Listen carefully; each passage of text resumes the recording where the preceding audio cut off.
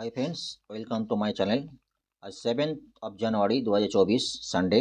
आज financial express, Indian express और Hindu news पर कुछ इंपॉर्टेंट टॉपिक इकोनॉमी रिलेटेड हम डिस्कस करेंगे। कुछ पॉइंट इंपॉर्टेंट है। Textile mill seek financial support.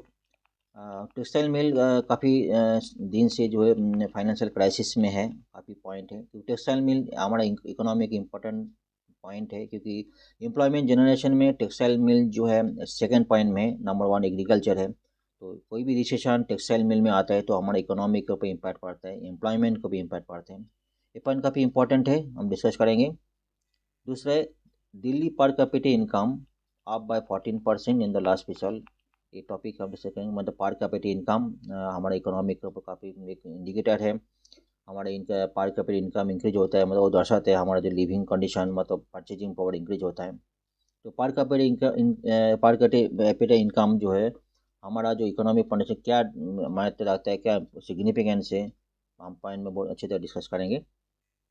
Lastly NSE investor base grows 8.5 crore in 2023, Maharashtra top and followed by Uttar Pradesh. Investor, कोई भी कंट्री में इन्वेस्टर इंक्रीज होता है, मतलब इकोनॉमिक का अच्छी एक इंडिकेटर है। इन्वेस्टर इंक्रीज होता है कोई भी NSE BSE में, हमारे इकोनॉमी का अच्छी साइन, सिग्नेचर साइन है। तो चलिए हम एक वन बाय वन डिस्कस करते हैं। First, textile mill seek financial support. मतलब सेवरल टेक्सटाइल मिल एसोसिएशंस, उन्होंने फाइनेंस मिनिस्टर के पास गया है और उन्होंने सबमिट किया जो अपना उसको सपोर्ट, फाइनेंशियल सपोर्ट के लिए सबमिट किया। कुछ पॉइंट है ये बता रहा है। जो एक तो मेनली जो फाइनेंशियल क्राइसिस जो है, मतलब ऑर्डर्स, मतलब ग्लोबल रिसेशन में ऑर्डर्स काफ़ी दिन से कम है। तो उसका काफ़ी सारी जो टेक्सटाइल मिल है उसका जो यूटिलाइजेशन है, मतलब अगर 100% 100 मशीन है उसके बाद लगा हुआ है, तो 30 to 50 मशीन रनिंग में है। मतलब यूटिलाइजेशन जो है 30 to 50% है, आधा मतलब बंद है। तो इस कंडीशन में जो सैलरीज है, वर्कर का सैलरी देना, उसको प्रॉफिट कमाना, काफ़ी सारी जो ओवर जो उसके लिए कंपनी मतलब क्राइसिस में है। दूसरा जो इंपोर्ट ड्यूटी बता रहे, इंपोर्ट ड्यूटी 11% है। काफ़ी से कॉटन को भी इंपोर्ट ड्यूटी है, मैडमेड फाइबर जो पॉलिस्टर फाइबर है उसके ऊपर काफ़ी सारी इशूज़ है। उसके बाद ऐसे भी जो है टेक्सटाइल में रिसेशन में चला गया। मेनली जो है उसका स्पिनिंग मिल और गारमेंट सेक्टर और वीविंग, काफ़ी मतलब चेन है। अगर स्पिनिंग साड़ी सेक्टर को सारी चेन चेन में रहता है, ये भी इशू है। मेनली जो ग्लोबल को ऑर्डर जो है उसका भी उसका वो इम्पैक्ट इंडियन जो टेक्सटाइल सेक्टर पड़ा। मेनली रशिया यूक्रेन का वार है, रिसेंटली जो गाजा और इसराइल इम्पैक्ट है। मतलब वर्ल्ड वाइड जो इम्पैक्ट है, जियो पॉलिटिकल जो इम्पैक्ट है उसका ऊपर टेक्सटाइल सेक्टर में पड़ गया। The association have sought extension 1 year moratorium for repayment of principal amount।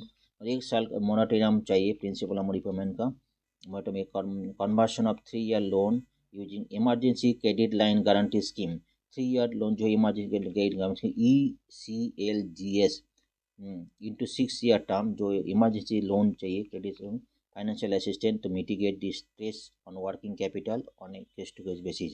अगर टेक्सटाइल सेक्टर इंपॉर्टेंट सेक्टर है, हमारे GDP के लिए इंपॉर्टेंट है। एक्सपोर्ट का जो वॉल्यूम आता है, अगर टेक्सटाइल से रिसेशन में चला जाएंगे तो इम्पैक्ट हर जगह GDP में गिरेगा, एक्सपोर्ट के ऊपर गिरेंगे, हर जगह करेंगे। तो हमारा टेक्सटाइल सेक्टर गवर्नमेंट के लिए एक इंपॉर्टेंट टॉपिक है।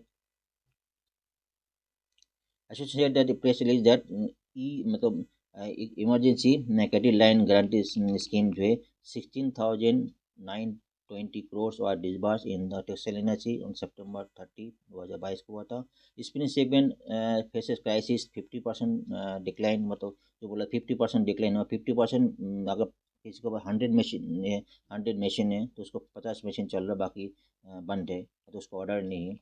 ये भी है। ये भी कब उसको जो वर्कर सैलरी है, वो जो भी काफ़ी जो लोन है, लोन का इंटरेस्ट है उसको 100% लगेगी। and 23% drop on overall export in textile, cotton textile and 18% reduction textile, total textile and clothing product 2022-23 में।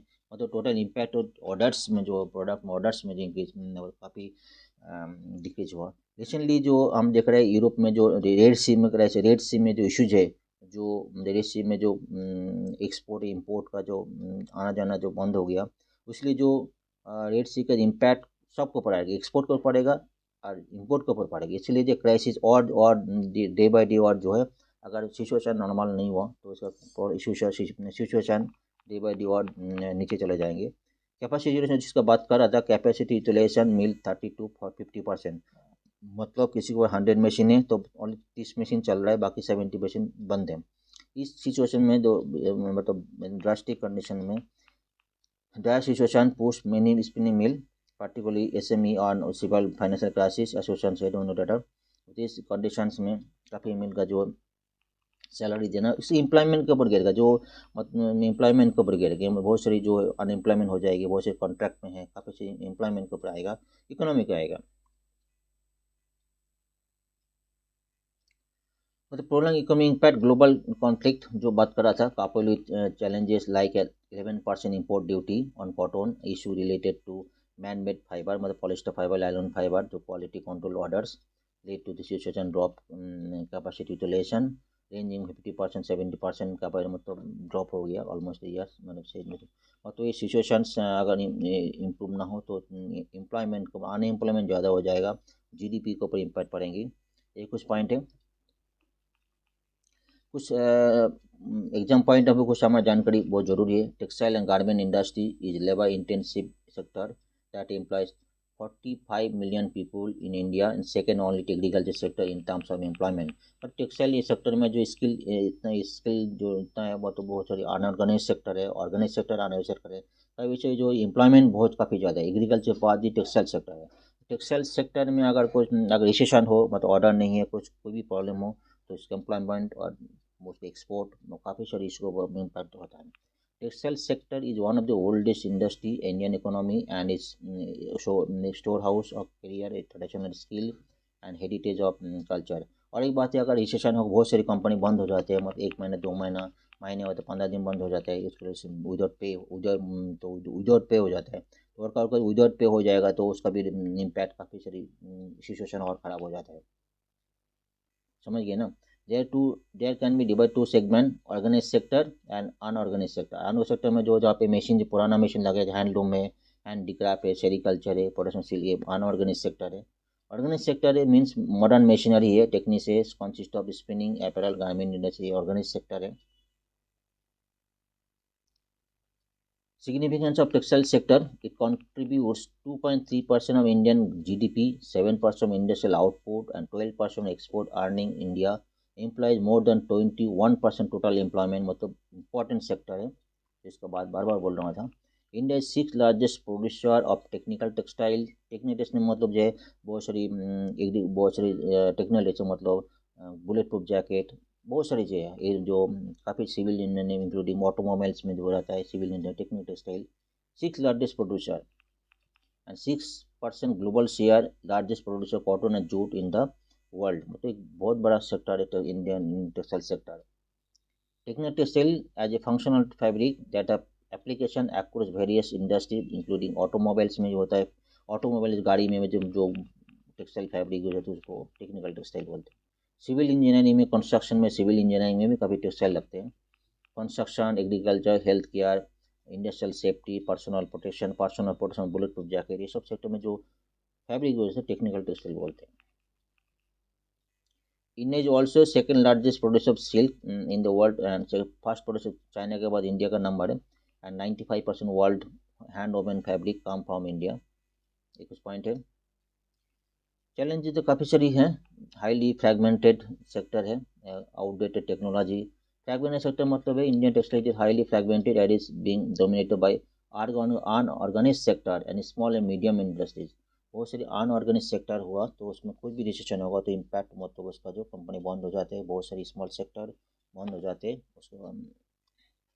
आउटडेटेड टेक्नोलॉजी तो बात हो गया। Tax structure issue, the tax is a GST makes the garment expensive and uncompetitive and domestic as well as international market। Another threat to the labor wages, high labor wages, workers salary जो impact पड़ते हैं। काफ़ी से GST की वजह से काफ़ी सारी गारमेंट इंडस्ट्री बंद हो गया। Stunning export, the export from the sector has been stagnant and remained at USD 440 billion level for the last 6 years। Lack of scale जो है उसमें लोन से apparel unit in have an average size of 100 machines, scale जो है हुई sir very less. तो जो apparel unit है जो सीइंग मशीन है वो तो 100 मशीन है ऑन एन एवरेज, और बांग्लादेश में 500 मशीन्स पर फैक्ट्री में है। स्केल जो है हमारे इंडिया में स्केल जो स्मॉल स्केल कंपनी है as compare to other country. Lack of foreign investment due to the challenges given our foreign investor are not very enthusiastic about the investment textile sector which is one of the area of concern. ये जो काफ़ी point है तो इन foreign FDI है textile sector में बहुत ही rare आता है, बहुत कम, ना के बराबर। ये भी कारण है textile sector day by day पीछे जा रहा है। तो ये एक इम्पॉर्टेंट सेक्टर है इंडियन गवर्नमेंट के लिए, तो इसमें काफ़ी सारी करना चाहिए इसको ऊपर, इसलिए एक पॉइंट काफ़ी इम्पोर्टेंट है। दूसरा टॉपिक, दिल्ली पर capita income increase by 14% in the last special statistical handbook में बताया था। The above average national average per capita income is 1,72,276 national average है। तो दिल्ली में क्या बता रहे, जो दिल्ली में डिस्कस करें 2023 में Delhi had 4.07 lakh elderly pensioner है, 1.70 lakh girls who benefited from Ladli scheme, ये कुछ पॉइंट है। काफ़ी सारी स्कीम्स है, और 1,13,039 people special need and who receive financial assistant, ये सारी पॉइंट भी उसका असिस्टेंट मिलता है, काफ़ी सारी एल्डरली पेंशनर मिलता है। The per capita income Delhi has been increase from 3,89,529 to in 2021-22 से 4,44,768 इन 2022 में एक साल में इंक्रीज हुआ अकॉर्डिंग स्टैटिस्टिकल हैंडबुक, इसमें भी बताया। इसमें जो इस नेशनल एवरेज पर कैपिटा इनकम जो नेशनल जो 1,70,000 ये नेशनल एवरेज है, दिल्ली में इतना है। दिल्ली में प्रेजेंट कितना चल रहा है, लेटेस्ट जो है 4,44,760, समझ गए ना। इसके अलावा दिल्ली में काफ़ी सारी फैसिलिटीज़ है। On an average 41 lakh passenger use DTC bus है daily bus last year. There are over 7,200 DTC buses है डेली, हुई सब 1300 बसेस और इलेक्ट्रिक वंस 2023 में। एक कुछ पॉइंट है, कभी फ्री ऑफ कॉस्ट डोमेन के फ्री ऑफ कॉस्ट जो आते हैं। And number of electricity consumers in the city increase by around 2.8 lakh in 2023 में। Electric consumption increase by 859 million unit consumption increase हुआ है। अच्छा 200 यूनिट फ्री ऑफ कॉस्ट है, इसमें 100% सब्सिडी में आपको 200 यूनिट तक खर्च होता है।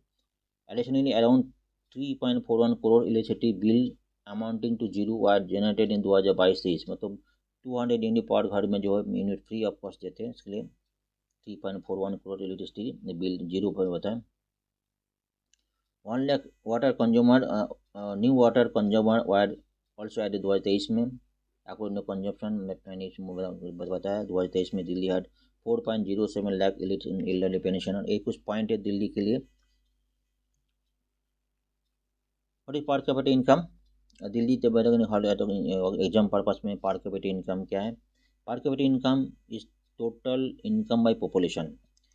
तो per capita income PCI is measure of average income earn per person in a given area, मतलब कोई भी सिटी में रीजन कंट्री में पर कैपिटा इनकम मतलब पर पर्सन कितना इनकम है on an average in specified time period, generally in year में, calculated by dividing total income by total population.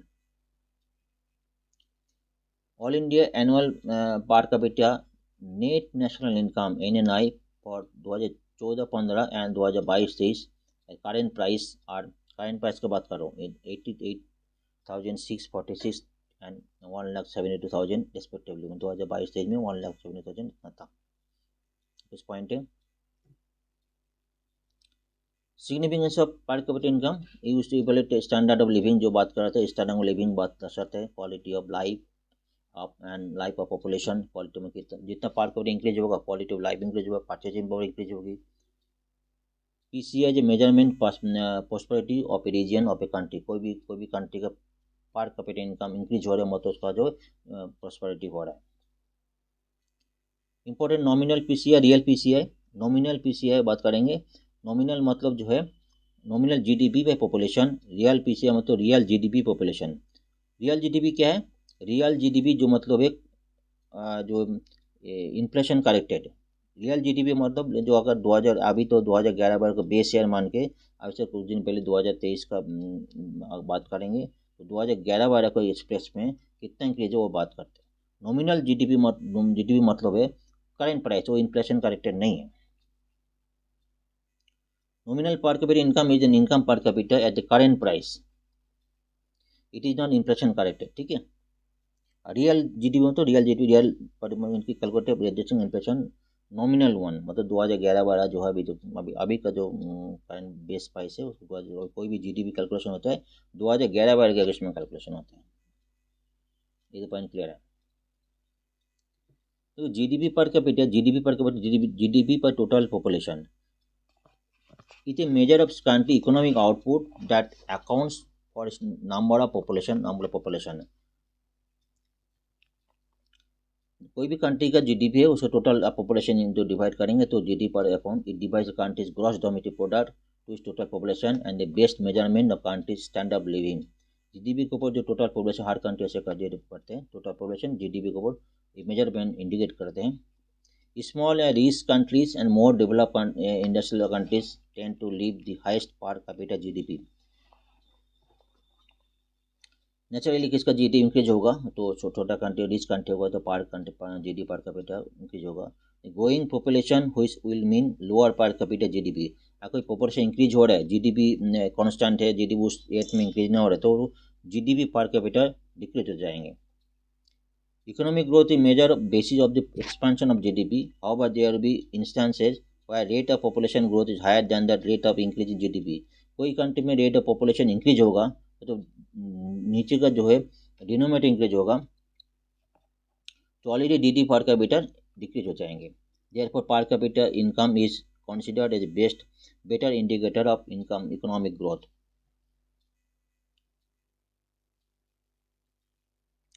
कुछ लिमिटेशन है पर कैपिटा इनकम का। Despite being commonly use measurement entity per capita income comes with some limitation. Some of the inflation जो inflation corrected नहीं है। Per capita income does not count for country economic inflation rate per price. Inflation deduct the power of purchasing and मतलब कोई भी पर capita income बढ़ गया लेकिन इन्फ्लेशन इंक्रीज हुआ तो per capita consumer purchasing power इतना इंक्रीज नहीं हुआ कि इन्फ्लेशन करेक्टेड नहीं है।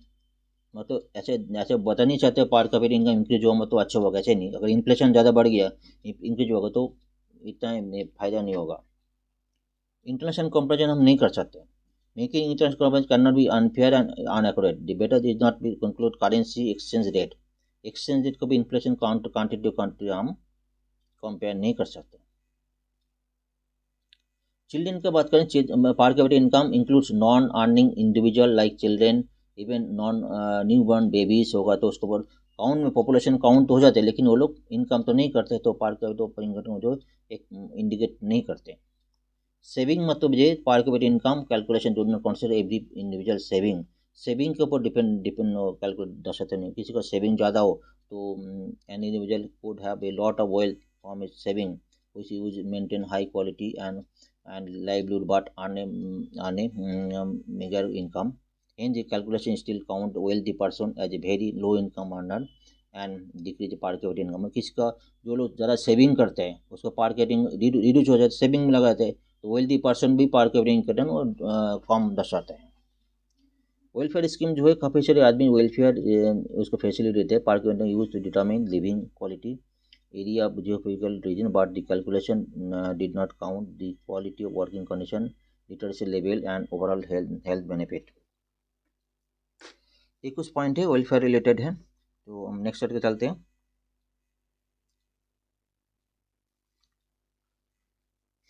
Next article NEC investor base grow 8.5 crore in 2023 में Maharashtra top followed by Uttar Pradesh. मतलब इन्वेस्ट में कोई भी कंट्री के इन्वेस्ट इंक्रीज होता है तो डेफिनेटली इकोनॉमिक एक अच्छे दशक है। 2024 में 83.5 जो मिलियन इन्वेस्टर है। 2023 पहले तो 72.5 उसका पहले 59.4 मतलब मिलियन इन्वेस्टर थे। अगर हम बीएससी का बात करेंगे बीएससी में देखें तो महाराष्ट्र में टॉप फर्स्ट में उसके बाद यूपी गुजरात राजस्थान है। और एनएससी में बात करेंगे एनएससी में महाराष्ट्र में 14.6 मिलियन नंबर से उसके बाद यूपी गुजरात कर्नाटक और वेस्ट बंगाल है। इन्वेस्टर को बात करते हैं। Investor base in national NSC increase by 22% from 7 crore to 8.54 crore during the calendar of 2023।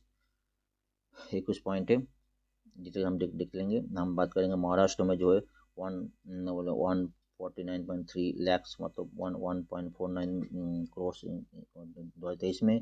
उसका पहले क्या था, 127.2 लाख था। उसके बाद उत्तर प्रदेश, गुजरात कुछ पॉइंट है। Maharashtra top position, 1.4 lakh crore investor है। Uttar Pradesh at the second position in terms of total registered investor, in 90 lakhs investor in December 29-23। 90 lakh में यहाँ पे उत्तर प्रदेश है, ठीक है। मतलब इंक्रीज हुआ, अगर इंक्रीज का 22 में, पहले महाराष्ट्र में इंक्रीज हुआ 22%, उसके बाद गुजरात में इंक्रीज हुआ 23.8%, सॉरी उत्तर प्रदेश में इंक्रीज हुआ 23.8%, गुजरात में 11.8%। They are followed by Gujarat 17 lakhs, West Bengal 40 lakhs, according to the NSE 99.85%. India's postal pin codes are recovered in terms of investor registration। मतलब कोई भी कंट्री में इन्वेस्टर अगर इतना इंक्रीज हो रहा है तो इकोनॉमिक एक साइन है, गुड साइन है, पॉजिटिव साइन है। The benchmark Nifty index touched 20,000 in September 11, 2023 and 21,000 December 8, 2023। Nifty index return 20% return 2023 and closed at 21,731 in 2023। India market capitalization across Indian market got $4 trillion in December 2023। ये कुछ point है Nifty और BSc topic में जो हमें investor हम economic point दर्शाते हैं, एक गुड साइन है। चलिए आज इस टाइप में, थैंक यू वेरी मच।